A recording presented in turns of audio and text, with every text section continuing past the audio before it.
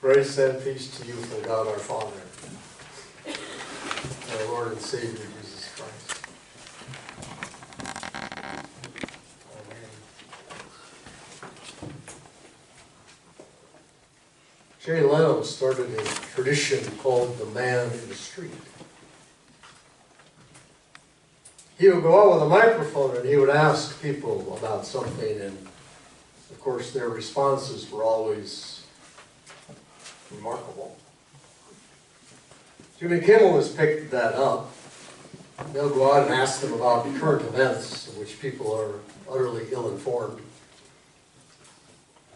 And I've often thought about that, if we were to take a microphone and a camera out into the street and ask someone what Memorial Day weekend means, most of them would say the beginning of summer. Even though summer doesn't really begin for about a month. Most people would say this is the unofficial beginning of summer. And it's obvious today that many are taking advantage of this moment to do something else.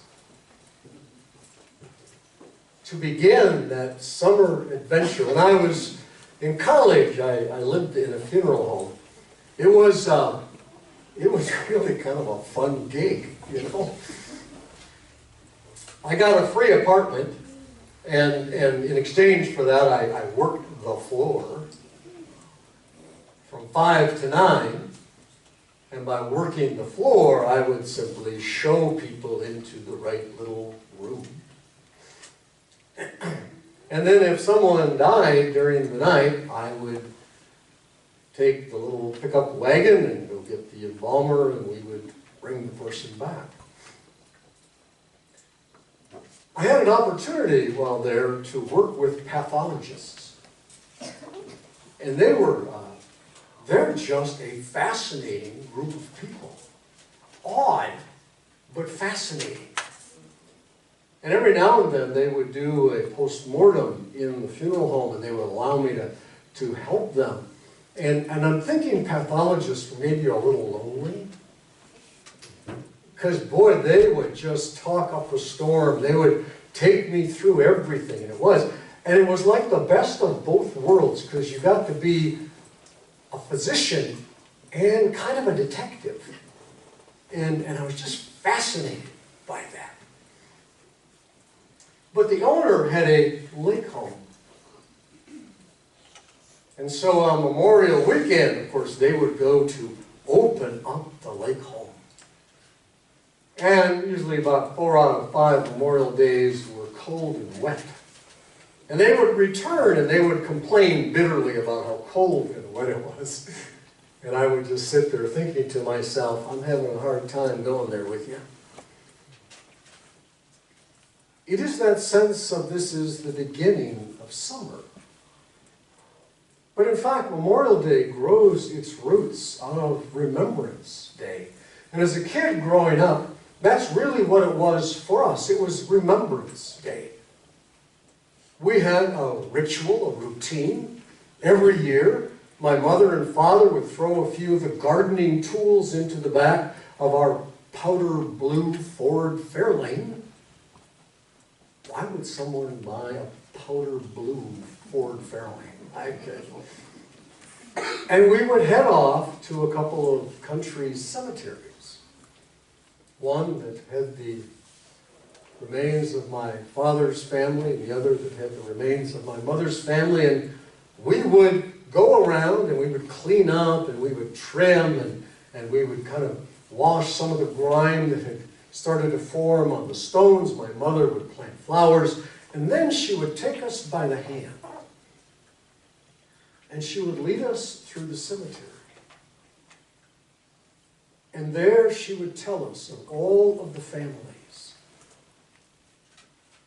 how they were related, where they came from.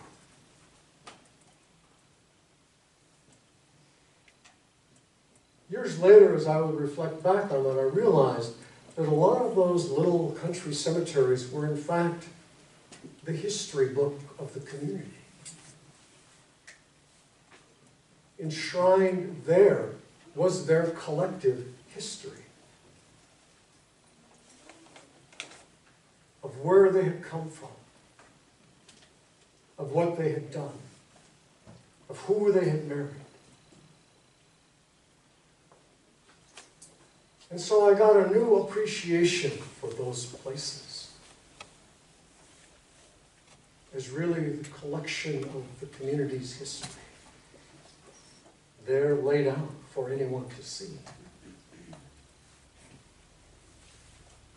But Remembrance Day was turned into Memorial Day in about 1920.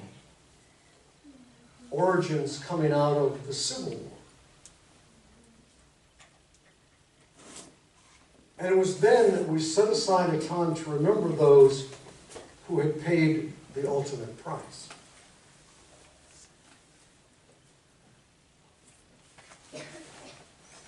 I have a number of favorite philosophers. Archie Bunker, one of them. Yoda.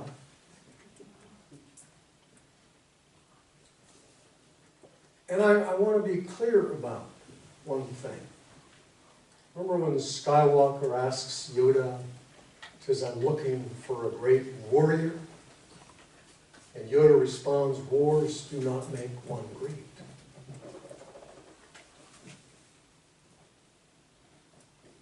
Well, great things are done in the midst of that.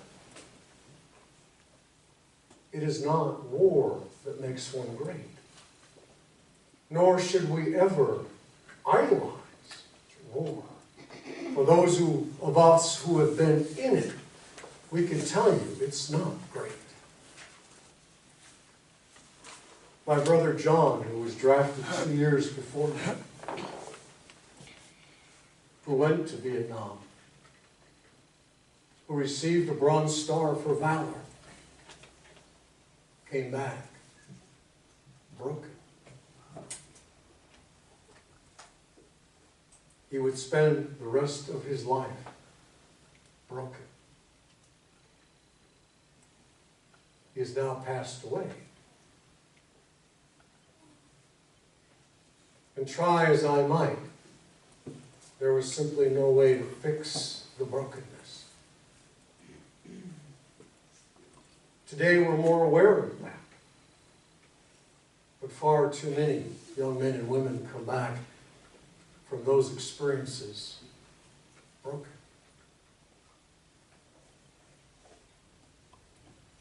But Memorial Day isn't just about those who have died. It's about those who continue to live with the pain. There was a wonderful woman in Brookings. We hooked up through the VFW. She was a Gold Star mom. She lost her son in Vietnam. And I think that she really sort of adopted me as her new son, and she had me wrapped around her finger. There wasn't anything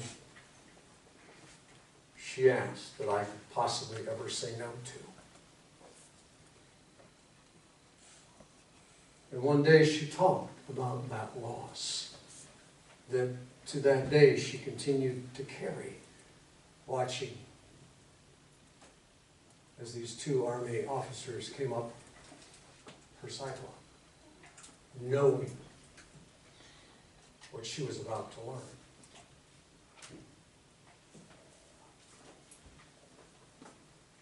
So it's not just about those who paid the ultimate price.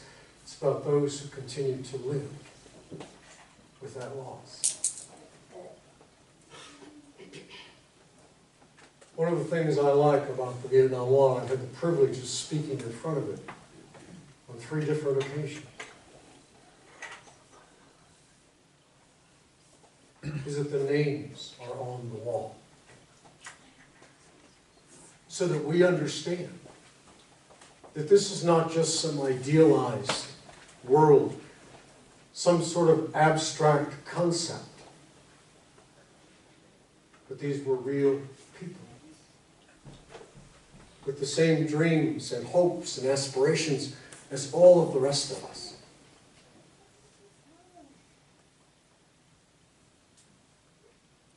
And on that wall are some people I know. Real people. That, like the poem from Flanders Field, were one day alive and full of life, who experienced the sunsets and the sunrises, but are now gone.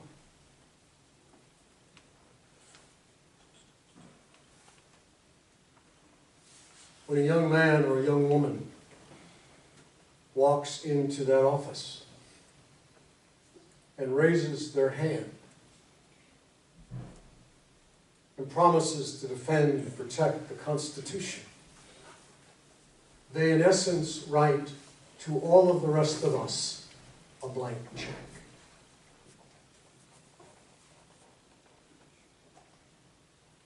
And we can write any amount up to and including their life on that check.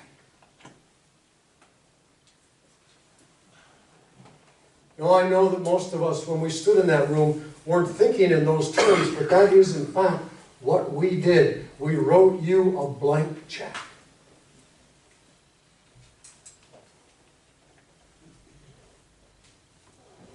And in Vietnam, 58,000+ young men and women had their checks cashed.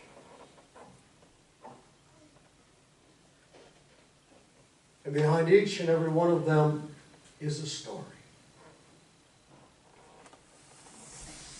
Behind each and every one of them is a mom and a dad and brothers and sisters, nieces and nephews, maybe even children.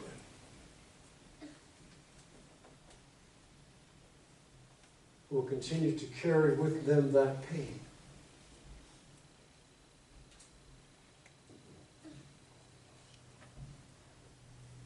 For most of us, Vietnam ended on April 15th, 1975. It was called Operation Frequent Wind, the evacuation of Saigon. But in fact, the war did not end until a month later, when the last 33 names added to the wall would have their checks cashed by us.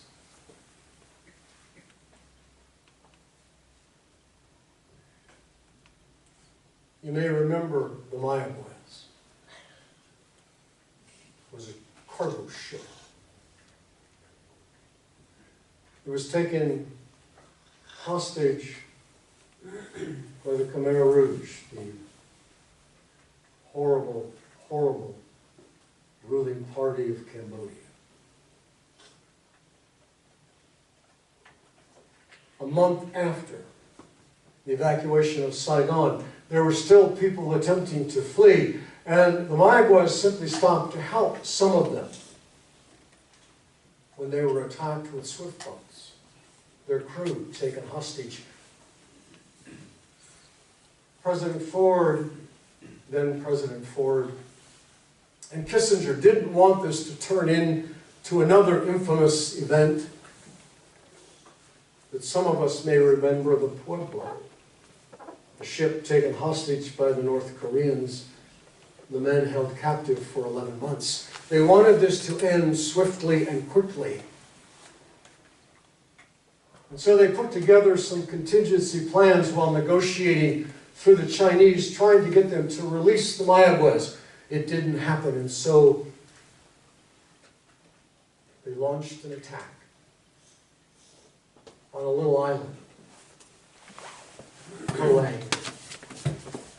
believed to be inhabited by just a few farmers with some rudimentary rifles and some pitchforks. Over 100 Marines We're going to storm this little island and recapture the crew of the Mayaguez. The first CH-53 never made it to shore. It was blown out of the sky. All 23 Marines and crew killed. Instead of a few farmers with pitchforks, they found a reinforced company of Khmer Rouge soldiers, well armed. But they also found the island empty. The crew had already been returned to their ship. In an attempt to retreat, 3 Marines,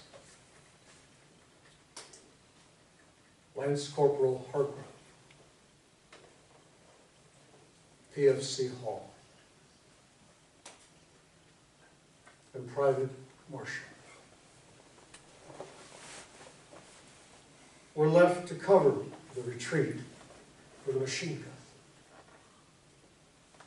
When everybody had been withdrawn from the island, the commander of it, a major, discovered that 3 of his men were still missing. He immediately said to the admiral, "We have to go back and get them." And the admiral said, "No."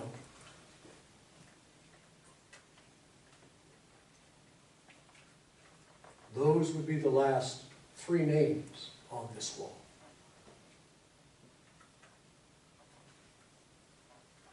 Each of them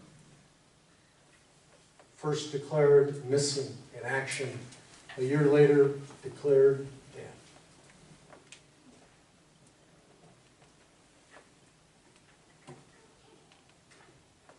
Lance Corporal Hargrove, PFC Hall, Private Marshall. To this day, we still don't know their fate.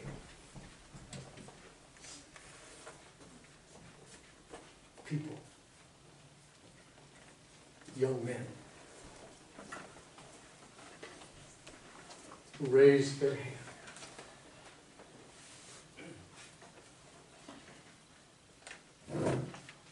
There's a saying which I loathe because it's become so cliche.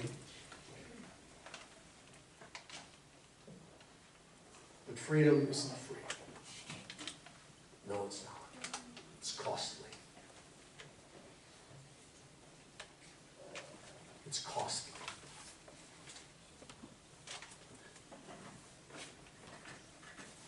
But our attitudes have changed. No longer do we understand the concept of collective sacrifice. No longer do we understand the need for each and every one of us to stand up. If I were to judge Memorial Day or any of the other national holidays by what I get in the mail, I would think Memorial Day was nothing but a time for Memorial Day's sake.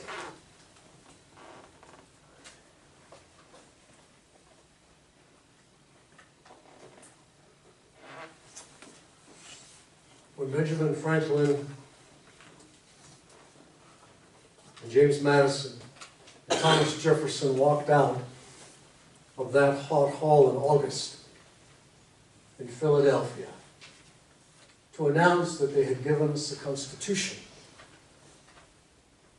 Benjamin Franklin said, "We have given you a republic if you can keep it."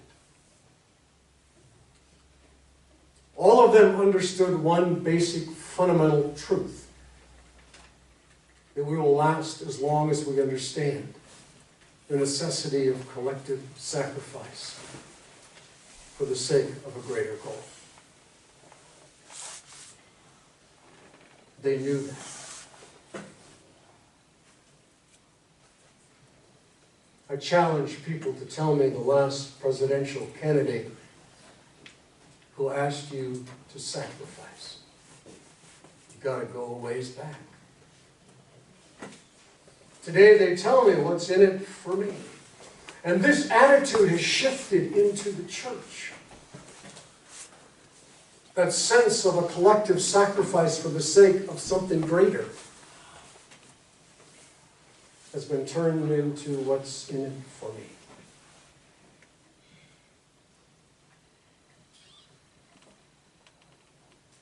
Dietrich Bonhoeffer called this cheap grace. The grace without the cross, the grace without sacrifice. Grace isn't cheap, it's costly. It cost God His only Son. When Jesus called His disciples, He never said to them, here's what's in it for you. He said, you will lose everything.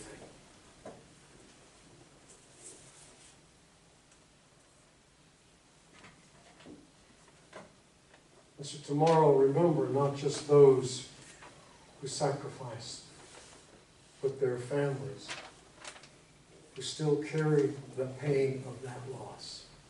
But I rest in the full assurance that all of those, including Hargrove and Hall and Marshall, know the full truth of Revelation and the kingdom of God as they safely now are in His bosom. Living in the true light of God. And so we thank them.